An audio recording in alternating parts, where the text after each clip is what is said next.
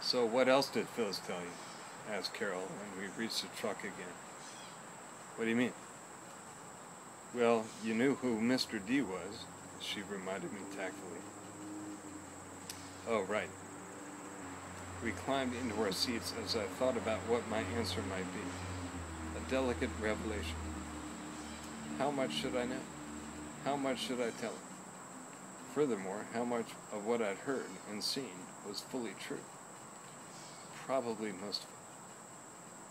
To keep the conversation light, I decided on a joke. Oh, Phyllis told me all about how the two of you met when turning tricks down in the court. Back in the day, I added for an extra bit of absurdity, taking it up a notch, as Emerald says. Carol laughed.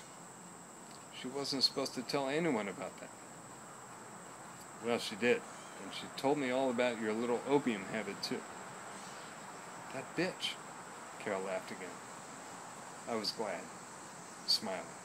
Carol looked carefully into the side view mirror and reversed back down the driveway. The low overhanging branches again lightly scraping the bare metal roof of the pickup's cab. Carol backed out toward the footbridge. She drove down Moss the way we come, then took a left at DeSoto Street, across from the small overpruned tree on the bayou that looks like a Joshua tree. We turned right off DeSoto onto Rendon, then into Carol's driveway. Carol's house. The side faces Rendon, the front DeSoto. Is a raised one-story cottage with a partly open-air workspace underneath. The stone pillars and sections of stone wall that hold the house off the ground are 8 or 9 feet high, and the ground underneath the house is paved. Shrubs block the view on the side and around the front porch, but in the back you can see where Carol put up makeshift plywood walls to give her downstairs workshop a small enclosure. The house on top of the workshop is a regular eye-pleaser, like a floating bungalow houseboat up on a dry dock, a raised ark in a city of so many floods. Light pea-green clapboards with smooth off-white trim. Black shingled roof and a stout red brick chimney rising up high on the north side, an ornamental chimney with many turrets above the stouter top portion, like an elegant red rook. Carol's yard was a mess on account of being a transit area between workshop and truck. The grass was sparse and matted with old sawdust. Evidently, she liked to work outside in the yard. 2 nicked and rough-cut sawhorses were stacked up against the stone foundation, with larger clumps of matted sawdust and dewy soil underneath and around them. To the left of the under-shed's doors, plywood reinforced by 2x4s and padlock, are the stairs up to the back porch and the back door of the house. The stairway, representing the passage to the civilized portion of the house, is flanked by solid spindled railings and painted the same creamy off-white as the window and door trim. The stairs themselves are a dark Spanish cedar red, durable and naturally resistant to decay, covered in the middle by 2 thin strips of black skid tape on each tread. Carol put a key in the padlock and opened the workshop doors. She tossed in an extension cord she pulled out of the truck, then squeezed the lock closed again. She led the way up the stairs and I followed chalamment. Sit on the porch and I'll make some coffee. The porch is 16 or 18 feet wide and 10 feet long from the house to the back edge. Like the staircase, the flooring is cedro red and the railings off-white. In the middle was a dark green metal patio table and 4 matching chairs, attractive and standard issue from the Walmart garden center. I later got the same set. A white screen storm door with a clean silver screen for summer filters the first view of Carol's open kitchen. When Carol opened the door, I followed her to have a look around. The house on DeSoto. This was it, the one Phyllis had mentioned. More significantly, it was Carol's own personal habitat.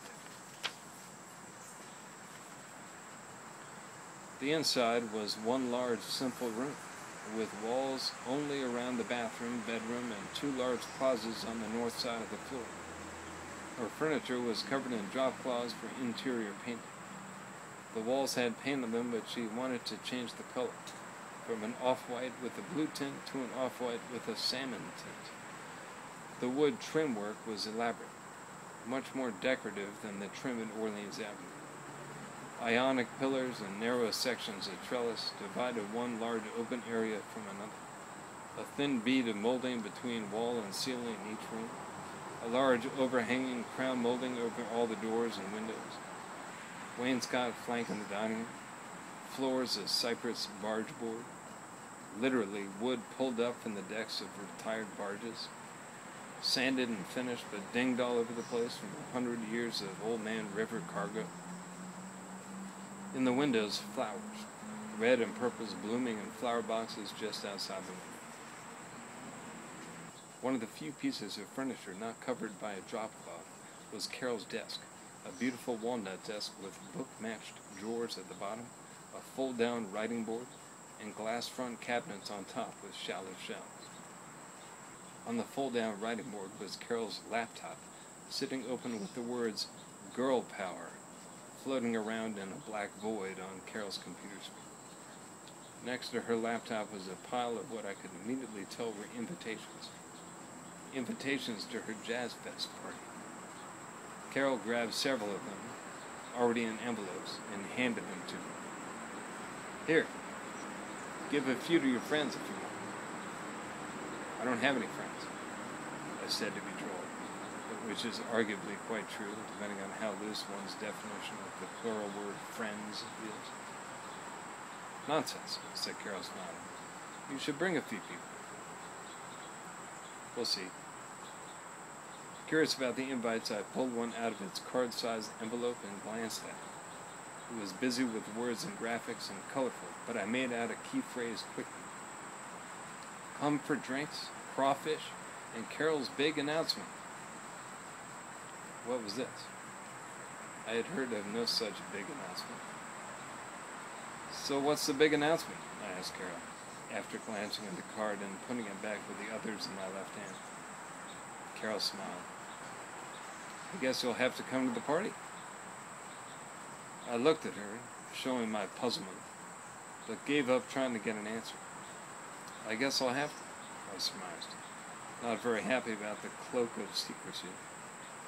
Behind the windows in the upper half of the old desk were several photos in cheap plastic frames. One of Carol at the beach, a little younger, a little thinner but not much, and another one of Carol with a look-alike brown-haired sister and a brother, standing with Carol in a big grassy field. "What day is it?" "The party?" "No, today.